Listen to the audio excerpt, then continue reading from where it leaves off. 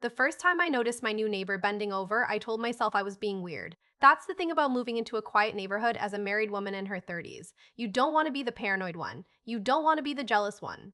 And you definitely don't want to be the wife who accuses an innocent woman of whatever this was.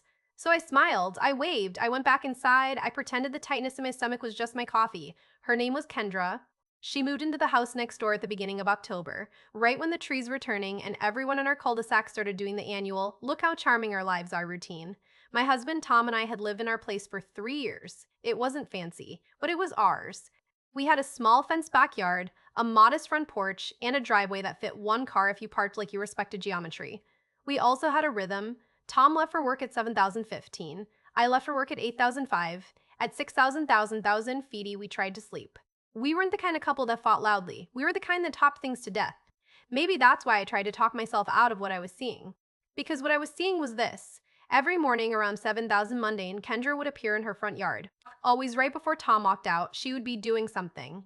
Watering a plant, picking up mail, adjusting a welcome mat, and then, like a switch flipped, she would bend over. Not the normal, I drop my keys kind of bend, the deliberate kind. The kind where you could tell she knew exactly what angle she was showing. At first, I saw it from the kitchen window while packing Tom's lunch. I remember because I had just put a note in his bag. Something dumb. Don't let the spreadsheets win. Tom stepped outside. Kendra bent over to pick up a leaf. Tom's head turned, his eyes flicked, he kept walking, and I felt my stomach drop like I'd missed a step. I didn't say anything, because Tom didn't stop, because Tom didn't smile, because the whole thing was one glance. And because the moment you say, "Did you see her doing that?" you're inviting the conversation you don't want. The conversation about whether your husband looks, about whether you're insecure, about whether a stranger's body has more power over your relationship than you do. So I swallowed it. Then it happened again, and again. By week 2, it wasn't a coincidence, it was a schedule. Tom would be tightening his tie in the mirror. Kendra would be outside. Tom would grab his briefcase. Kendra would be stretching. Tom would step onto the porch. Kendra would bend. And every time I would feel like I was watching something I wasn't allowed to name. The worst part was that Kendra didn't even try to hide it. She dressed like she was headed to a photo shoot. Always fitted leggings. Always a top that looked like it was made to be pulled. Hair glossy. Makeup perfect. She looked like an ad that moved in next door. And because she looked like that, it felt petty to say anything. Like complaining about the sun being too bright. I didn't know anything about her except that she lived alone. No boyfriend, no husband, no kids. And she smiled at Tom in a way that made my skin feel too tight. Morning, she'd call. Tom would nod. Morning. Short, polite, safe. And still, the ritual continued. I finally mentioned it on a Friday night, not as an accusation, more like a test. We were in bed, the lights off, and Tom was half asleep. Can I ask you something? I said. Do you think Kendra is weird? Tom blinked awake. Weird how? He asked. I stared at the ceiling. If I said it plainly, I couldn't take it back. So I softened it. Like, she's always outside when you leave, I said. Tom exhaled. She's outside when you leave too, he said. That was true. She just didn't bend over for me. I guess, I said. Tom shifted. Why? I didn't want to sound ridiculous. I didn't want to sound like the internet stereotype of a jealous wife, so I laughed. Small, casual, fake. No reason, I said. Tom reached for my hand. Hey, he said quietly. If something's bothering you, just tell me. I wanted to, but a voice in my head said, don't make this bigger. So I didn't, for another week. Then the porch incident happened. It was a Tuesday evening. I was unloading groceries. Tom was still at work. Kendra walked over like she'd been waiting for the moment my hands were full. She wore a matching set sports bra and shorts that looked like it cost more than our electric bill. Hi, she said. I'm so glad I caught you. Oh, hi, I said, balancing a bag of apples against my hip. I'm Kendra, she said, like we hadn't exchanged names twice already. I'm Elise, I said. Her eyes flicked past me, to the inside of my house, to our entryway, to where Tom's shoes sat by the mat. Is your husband home? She asked. The words were friendly. The question wasn't. No, I said. Oh, she said, and her smile tightened. I just wanted to ask about your security system. I saw the little sensor on your door. We didn't have a security system. We had a cheap door chime I bought after a package got stolen. It beeped when the door opened. That was it. It's not really a system, I said. Kendra nodded like she understood something I didn't. Right, she said. Well, you know, safety. She stepped closer, not into my space, into my porch, into the invisible line that said, this is my home. I've been having issues, she said softly.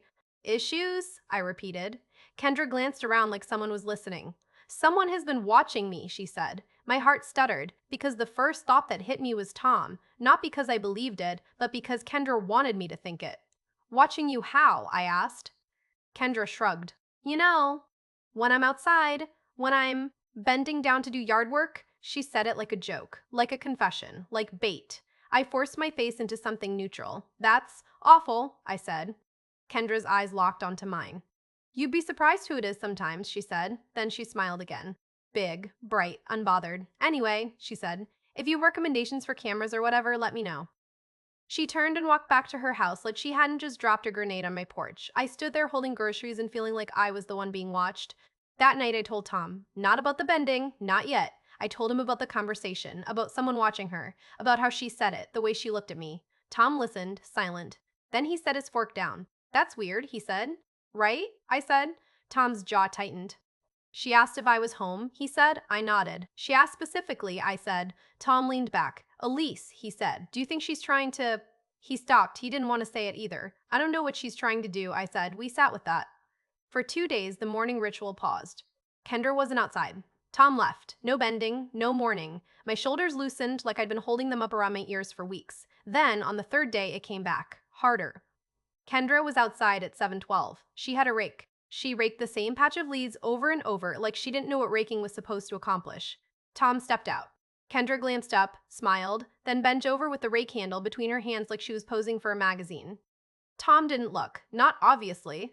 He walked straight to the car, but Kendra's smile didn't falter, because she wasn't performing for Tom. Not really. She was performing for something else. I realized that when I saw the tiny black square mounted near the edge of her front window, at first I thought it was a sensor.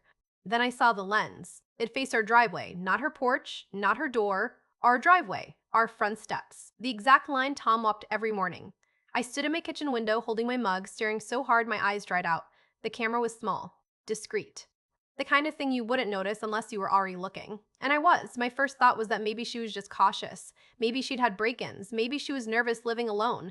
But the angle didn't make sense. If you're cautious, you point the camera at your door, at your packages, at the street. You don't point it at the path your neighbor's husband takes. I waited until Tom came home. I didn't ease into it. I didn't soften it. I just said it. She has a camera, I told him. Tom looked up from his laptop. Who? Kendra, I said, in her window, pointing at her driveway. Tom's expression went blank. Why? He asked. I don't know, I said, but I saw it. Tom stood. He walked to the front window. He stared. Then he shook his head. That's not a camera, he said. It is, I said. Tom squinted. Elise, it could be anything, he said. A sensor. It has a lens, I said, and it's pointed at us. Tom's shoulders rose, not defensively, protectively. Okay, he said. Okay, if it's a camera, we'll handle it. The way he said handle it made my throat tighten. Because I didn't want us to handle anything. I wanted the neighborhood to stay simple, I wanted my marriage to stay boring, I wanted my instincts to be wrong. The next morning I got up early. Earlier than Tom, earlier than Kendra. I stood at the window at 6:05 with my phone in my hand. At 7006, Kendra's front door opened. She stepped out like she'd heard an invisible cue. She wore a fitted hoodie, yoga pants, hair up. She walked to the exact spot on her lawn where she always performed. Then she looked toward our house, not at the window, at the door. She checked the time on her smartwatch. And then she waited. I filmed, not because I wanted to, because something in me clicked into a cold, focused place. If this turned into anything, if she accused Tom of anything, I wanted my own receipts. At 7:13, Tom stepped outside. Kendra's face changed. It was subtle, but I saw it. The brightness, the practiced openness, the smile that said, look at me. Then she bent over, right in the camera's line, not my camera, hers. And that's when I understood. The camera wasn't there to catch Tom looking. The camera was there to capture his story. And she was directing it. I told Tom what I filmed. He watched the clip. His mouth tightened. She's setting something up, he said. What? I asked. Tom looked at me. Either she wants attention, he said, or she wants leverage. Leverage. That word made the air feel sharp. We talked that night. We did what we always did. We analyzed. We tried to be fair. We tried to be calm. And then I said the sentence I'd been avoiding. Do you ever look? I asked. Tom's eyes flicked to mine, then away. Not guilty. Human. Elise, he said. I'm not blind. My chest tightened. But I don't stare, he added quickly. And I don't go over there. And I don't engage. And I don't want whatever she's doing. I believed him. The problem was that belief doesn't stop a narrative once someone starts filming it. 2 days later, my phone buzzed at 2018 p.m. Unknown number? The message was a video, no words, just the clip. I tapped it. The video showed our driveway, Tom walking out, Kendra bending, and then the camera zoomed. Not on Kendra, on Tom's face. The zoom was tight and grainy like it came from a cheap digital crop. It froze on the exact moment Tom's head turned. The frame made it look like he was staring. The message that followed was one line. Your husband keeps watching me. My fingers went cold. I wanted to throw my phone. I wanted to drive to her house and scream. Instead, I screenshotted everything. I saved the video. I backed it up. Receipts. Then I texted back, careful, hi. Who is this? The response came instantly. Kendra. I stared. She wasn't even pretending. I typed, if you're uncomfortable, please point your camera at your own property. Tom isn't doing anything. 3 dots. Then, he is. I have proof. I felt something shift. Because now it wasn't flirting, now it wasn't annoying, now it was an accusation. And accusations don't have to be true to ruin you, I showed Tom. He stared at the messages. His face went pale in a way I'd never seen. She's going to say I'm harassing her, he said. She's trying to, I said. We didn't sleep much that night. The next morning, Tom stayed inside. He called in sick. If she wants footage, he said, she's not getting it. Kendra still came outside. She still did the routine. She still bent. But this time, the driveway stayed empty. I watched from the window and felt like I was watching a person act out a scene with no co-star, and she got angry. Not loudly, not obviously, but I saw it. Her movements became sharper. Her smile became brittle. She kept glancing toward our door like she expected Tom to step out any second. When he didn't, she walked up to our property line. She stood there, hands on hips, and she looked straight at my window. Not at me, at the glass, as if she knew exactly where I was. That afternoon, our doorbell rang. I opened the door. Kendra stood there with her phone in her hand. She didn't smile. We need to talk, she said. No, I said. The word surprised me. It came out clean, firm, like my body made the decision before my brain. Kendra blinked. Excuse me? She asked. If you have an issue, I said, you can talk to the HOA or the police. I'm not discussing my husband with you. Her lips tightened. So you admit it, she said. Admit what? I asked. Kendra lifted her phone. I have evidence, she said, voice low, of him watching me. Every day. I looked at her phone. I didn't reach for it. I didn't ask to see it because I already knew what it was. Curated, zoomed, cropped, turned into a story. Kendra, I said, keeping my voice steady, why is your camera pointed at our driveway? Her eyes narrowed. It's for my safety, she said. Then point it at your door, I said. Kendra's jaw flexed. Maybe I like being safe from perverts, she snapped. There it was, the label, the word that could destroy someone in a sentence. I could feel heat rising up my neck. I could feel my hands wanting to shake. And I could feel the old urge to be polite, to keep the peace, to make it smaller. But small doesn't protect you. Leave, I said. Kendra stared at me. Then, slowly, she smiled. Not friendly, victorious. Fine, she said. But if he keeps doing it, I'll post it. And then she walked away. I closed the door and leaned against it, breathing like I'd run. When Tom came downstairs, he took one look at my face. She came here, he said. I nodded. Tom's hands clenched. We're not waiting, he said. That night, we did something we'd never done. We called our friend Dana. Dana wasn't just a friend. Dana was the kind of friend you call when you need someone to cut through your emotions like a knife. She was a paralegal, not a lawyer, but she knew how things worked. She knew what mattered. She knew what didn't. We sat at our kitchen table with our phones out, showing her the messages and the video. Dana watched everything without reacting. When she finished, she looked at us. She's building a harassment narrative, she said. That's what we thought, Tom said. Dana nodded. And she's using her own camera as a tool, she said. But the bigger issue is why. Attention? I offered. Dana tilted her head. Maybe, she said. But attention doesn't usually involve threats. Leverage does. Tom stared at the table. What kind of leverage? He asked. Dana tapped the screen. If she posts a video implying you're a creep, it's not just embarrassing, she said. It's reputational. It's employment. It's social. It's legal headaches. I felt sick. Dana leaned forward. You need your own documentation, she said, and you need to be strategic. No yelling at her, no threatening, no confrontation without witnesses. I nodded. Receipts. Strategic. That word again.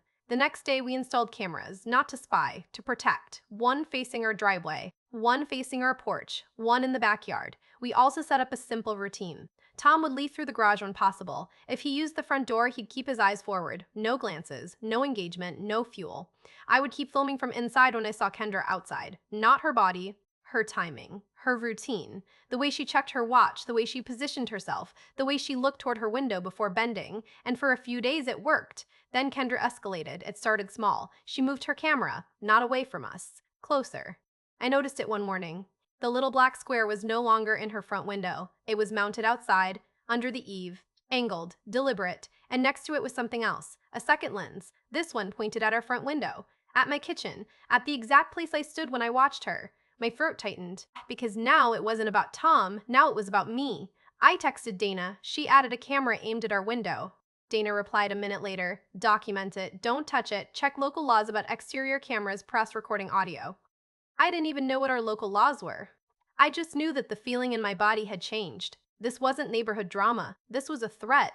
That afternoon, I did something I'm not proud of. I walked along the sidewalk with my dog and pretended we were just taking a longer route. When we passed Kendra's yard, my eyes flicked to her front window, to the inside. And I saw it. Not a decoration, not a lamp, a tripod. Inside her living room, set up behind sheer curtains, pointed directly at our driveway. It was bigger than the little black square. It wasn't home security. It was a camera.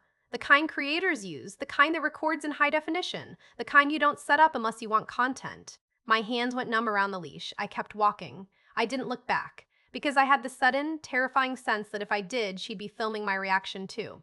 That night, Tom and I sat at our table again. We didn't talk much. We just laid out the facts, the messages, the video, the angles, the tripod. And then I said something that surprised both of us. What if she's not trying to get you, I said to Tom, but trying to get a story about you? Tom looked up. Like on mine, he asked. I nodded. She looks like an influencer, I said. What if she's making one of those creepy neighbors videos? Something that gets attention, something that gets sympathy, something that gets followers. By ruining our lives, he said. By using us, I said. Dana had called it a narrative. I started thinking about it like that. Kendra wasn't just bending over. She was staging scenes. She was collecting clips. She was setting a trap where any normal human glance could be edited into something sinister, and then she was going to post it. Or use it. Or both. We needed to know exactly what she was recording, and we needed to know where. So we did the one thing I hadn't wanted to do. We called the police. Not 911. Not emergency. We reported a neighbor recording her property and sending harassment accusations. We emphasized one thing, the camera aimed at our window, because that felt like the clearest line. The officer who came out was polite. Young, tired, he listened. He watched the messages. He looked across at Kendra's house. Then he sighed. In general, people can have exterior cameras, he said. If she's filming her own property and it happens to catch your driveway, that's usually legal. My chest dropped. What about the window, I asked. He nodded. That's where it gets messy, he said. If it's aimed in a way that's clearly trying to see inside your home, that could be an issue, but proving intent is hard. Dana's words echoed. What matters? What doesn't? The officer glanced at us. Document everything, he said. Don't engage. If she threatens you, keep the messages. If she shows up, call us. He offered to speak to her. We said yes. We watched from her window as he walked up to her door. Kendra answered. We couldn't hear, but we could see. Her body language changed. She went from sweet to offended in the space of a second. She gestured at her cameras. She pointed at her house. Then she smiled, and the smile looked like a weapon. When the officer returned, he looked uncomfortable. She says she's had someone watching her, he said. Tom's jaw clenched. We know, Tom said. The officer held up a hand. She's claiming your husband has been leering and making her feel unsafe, he said. I told her accusations are serious and she should stop contacting you and adjust her camera angles. And? I asked. The officer hesitated. She says she's documenting for her protection, he said. I felt my stomach twist. Then the officer added, she also mentioned social media. Tom's head snapped up. What? The officer looked at his notepad. She said she makes safety content, he said, that she educates women about, red flags. My skin went cold, because that wasn't just leverage, that was a brand, and we were about to be cast as villains. The officer left. We sat at the table. Then Tom said very quietly, Elise, if she posts something, what happens to my job? I didn't know. And the not knowing was the worst part. That night, I made a decision, not a reckless one, not a dramatic one. If Kendra wanted to tell a story, I would make sure the story included the truth. The next morning, I set up my own camera. Not hidden, not sneaky, visible, on a tripod inside our front window, pointing out, capturing our driveway, capturing Kendra's timing, capturing her performance. I also taped a piece of paper to the inside of the glass. It wasn't angry, it wasn't threatening. It said, smile, you're on camera too. Tom looked at it before he left. He exhaled. Are you sure? He asked. No, I said, but I'm done being quiet. At 7:10, Kendra appeared. She saw the sign. And for the first time since she moved in, she froze. Just for a second. Her eyes went to our window, then to her own cameras, then to her watch. Then she forced a smile. She walked to her usual spot, and she bent over anyway. But it wasn't smooth. It wasn't confident. It looked like someone trying to act natural while knowing they were being watched. Tom left. Eyes forward. No glance. No reaction. Kendra's smile faltered. After he drove off, she marched back inside. 2 hours later, I got another text from Kendra. Take your sign down. You're harassing me. I stared. My sign. On my window. Inside my home was harassment. I didn't respond. I screenshot it, receipts. Then I did something Dana had suggested. I checked public records, not deep hacking, not illegal stuff, just what anyone can look up. Property records, business registrations, social media. And there it was. Kendra's last name, Kendra Voss. I typed it into search. Her profile popped up. Verified. Hundreds of thousands of followers. Her bio, safety advocate. True stories. Teaching women to trust their gut. Pinned video, the neighbor who wouldn't stop staring. My hands went cold. I clicked. It wasn't us. Different street, different house. But the pattern was the same tone, the same dramatic music, the same zoomed in proof. The same comments filled with people ready to destroy a stranger based on a 15-second clip. I scrolled. More videos, more creeps, more caught on camera. And in the comments, the same kind of followers. Not people who wanted the truth, people who wanted a villain. That night, I told Tom. I showed him her page. His face went blank. So this is content, he said. Yes, I said. And we're next. Tom stared at the screen. Then he looked at me. How do we stop it? He asked. I didn't have a perfect answer, but I had an idea. Not revenge, not drama, documentation. If she wanted to edit a narrative, we build a timeline. And if she posted, we'd have a response. So we built a folder. Date-stamped clips. Screenshots of her texts, photos of her camera placements, a written log, time, what she did, what Tom did, what I did. It felt ridiculous, like preparing for court over a woman bending over in her yard. But then, 3 days later, it became very real. I came home from work and saw two people standing on Kendra's lawn. One was Kendra, the other was a man holding a camera. Not a phone, a real camera, with a microphone, with a stabilizer. Production. Kendra saw me and her face lit up. Not friendly, performative. She waved like we were neighbors in a commercial. Elise, she called. The cameraman turned. The lens pointed at me. I froze. Kendra walked toward me, smiling too widely. We're filming a little piece on home safety, she said, voice bright. Would you mind answering a few questions? The microphone followed her. My heart pounded. I could feel my face going hot. No, I said. Kendra's smile didn't move. It's just for awareness, she said. Women helping women. The cameraman leaned in. I took a step back. Stop filming me, I said. Kendra tilted her head. Why? She asked sweetly. Are you afraid of what people will think? I stared at her, because there it was, the trap. If I reacted, I was crazy. If I stayed calm, I was cold. If I refused, I was hiding. I looked straight at the camera, then I did the one thing she didn't expect. I smiled. Small, controlled, and I said clearly, hi. Please don't record my property or my family. We'd asked you to stop contacting us. We have documentation, including your messages accusing my husband. If you keep filming us, we will go through proper channels. The smile cracked. For a split second, she wasn't the influencer. She was just angry. Then she caught herself. She turned to the cameraman. Cut, she said sharply. He lowered the camera. Kendra's voice dropped. You can't threaten me, she hissed. I'm not threatening you, I said. I'm setting boundaries. Kendra stepped closer. Your husband is going to regret being a creep, she whispered, and then she smiled again, louder. Have a blessed day, she chirped. I walked inside, shaking. I locked the door. I leaned against it and tried to slow my breathing. Then I remembered something. Our camera, our window, our sign. Everything she did on our lawn was captured, and that meant we had her threat, her real voice, her real face, not the polished version. That night, Tom watched the footage. He didn't say much. When it ended, he looked at me. We're going to a lawyer, he said. The next week was a blur. We found an attorney. We learned terms I never wanted to learn. Harassment, defamation, cease and desist, restraining orders. We also learned a hard truth. You can be right and still suffer. Because legal processes take time, and in the time it takes, a viral video can do damage that doesn't reverse. Our attorney helped us draft a formal letter. It wasn't dramatic, it was precise, it referenced dates, it referenced messages. It demanded she stop contacting us and stop publishing any content featuring our home, driveway, or family. It warned her about legal consequences. We had it delivered. The day she got it, she didn't come outside. The next day, she did, but this time she didn't bend. She stood on her porch holding her phone, staring at her house like she was trying to decide which button to press. My phone buzzed. New notification, Kendra posted. My hands went cold. I opened the app with a dread so heavy it felt physical. Her new video title was a punch. My married neighbor won't stop watching me. My vision blurred. I clicked. The first clip was her bending over. Dramatic music, text on screen, this happens every morning. Then a zoom on Tom walking out. Then a freeze frame. Then a caption, he thinks I don't notice. The comments were already filling. Expose him. Call the cops. These men are trash. My throat closed. Then, halfway through, something happened. The clip cut to her approaching her house. But instead of her polished voiceover, there was audio. My voice. Calm. Clear. Hi, please don't record my property or my family. We've asked you to stop contacting us. We have documentation. Kendra's eyes widened on screen because she hadn't meant to include that. The audio continued, and then it hit the moment, her whispered threat. Your husband is going to regret being a creep. The music dipped. The comments stalled.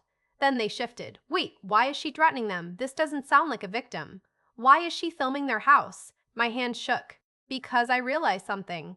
In her rush to post, she'd used a clip that came from our camera, not hers, our angle, our audio, our proof. She had just admitted she had our footage, which meant she had been accessing or capturing our recordings. I stared at the screen, cold. Tom came home an hour later.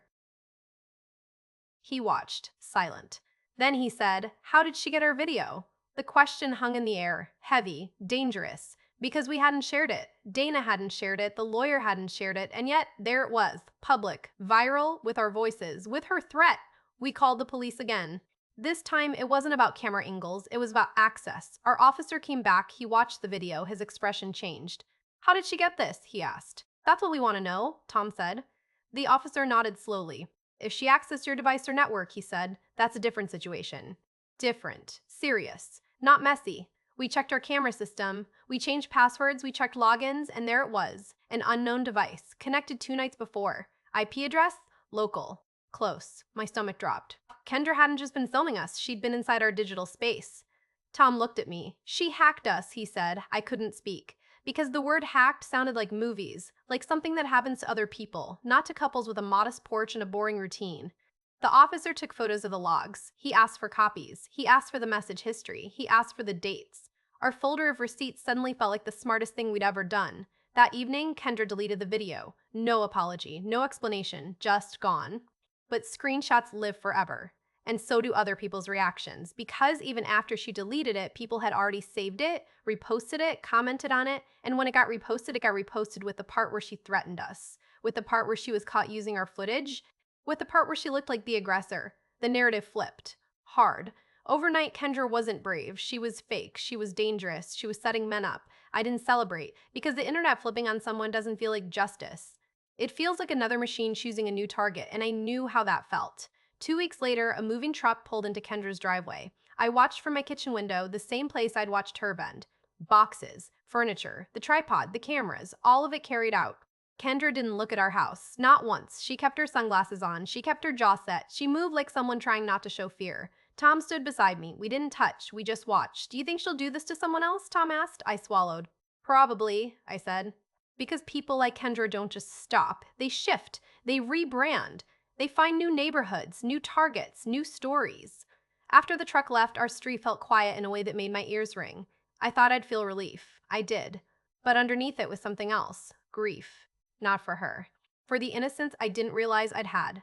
The belief that a person could move in next door and just be a neighbor. The belief that a camera is always for safety. The belief that if you do nothing wrong, you're safe. A month later, an envelope arrived in our mailbox. No return address. My hands went cold before I even opened it. Inside was a printed photo. Our driveway, Tom walking out, Kendra bending, and in the corner of the image, a tiny reflection. My kitchen window, me, holding my phone, watching. There was a sticky note attached. It said, Everyone is watching someone. No signature, no threat. Just that sentence. Tom found me standing at the counter, staring at it. He read it. Then he took the photo gently from my hands. He didn't say, It's fine. He didn't say, You're paranoid. He just said, We'll file it. Receipts. And then he wrapped his arms around me like he was building a wall. That's the part people don't tell you. When someone tries to turn your life into content, you don't just lose privacy, you lose ease. You lose the ability to stand at your window without wondering if someone's lens is pointed back. You lose the simple comfort of being uninteresting. But you learn something too. You learn that paranoid is sometimes just your instinct seeing a pattern before your pride admits it. You learn that politeness is not protection. And you learn to keep your own receipts. Because sometimes the only thing standing between your marriage and someone else's manufactured story is proof.